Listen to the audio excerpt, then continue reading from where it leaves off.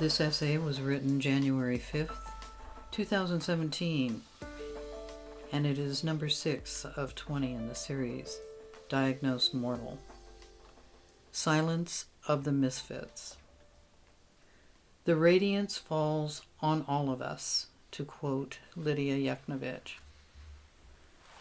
It has come to my attention that some folks are under the impression that my series of essays here in Facebook Notes on living with death are unclear in regards to my intention. Some seem worried that I'm suggesting that I'm welcoming my impending death. It is true I have a surgery on January 20th, 2017, and it is true that I will be filleted accordingly to be surgeried upon. It is not true, however, that I think I'm going to die at this time. The odds are better that I will pick up a methicillin-resistant Staphylococcus aureus, otherwise known as MRSA, infection, at the hospital and suffer with it for the rest of my long life than I should die on the table. MRSA being a fate much worse than death, in my opinion.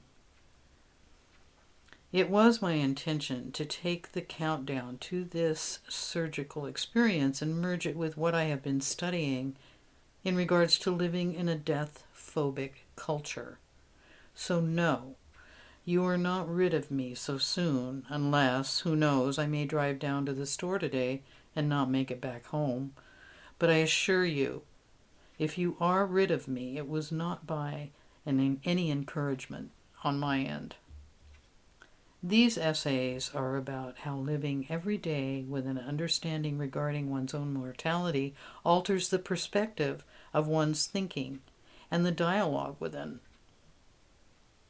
It is my suggestion that death, instead of being feared and vilified, can, in being an accepted presence, enhance the senses and support a deeper quality of life. I'm of the opinion that the alternative in denying death as being part of life has not proven to be very life-enhancing, but has supported an addictive, time and energy-consuming and escapist, focused culture. Most of us who are older live in a kind of twilight of this awareness.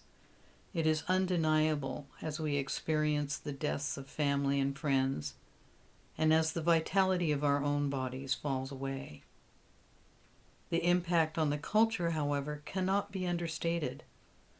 The way we handle our dead by handing them over to a funeral parlor to be dealt with by someone else, like something no longer valuable to us, like trash, is a stark reality that reflects a lack of sanctity of life, and it permeates all other aspects of our lifestyle.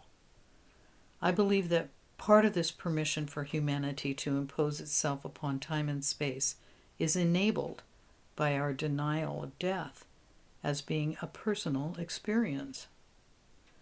So I'm making it personal for myself to see how it affects my inner dialogue, and hopefully it hones my resolve to engage in my life to a stronger and healthier degree. This is a writing exercise and a subjective study.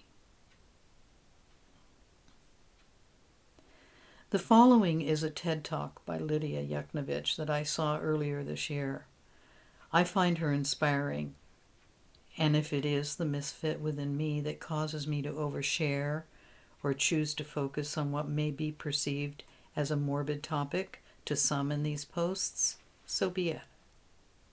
Welcome to the Misfit Hour. Here is a little insight into living as a misfit and how living through and reinventing oneself can be redemptive. Thank you for listening. This audio file can be found with a corresponding blog post at allthedifferentways.com.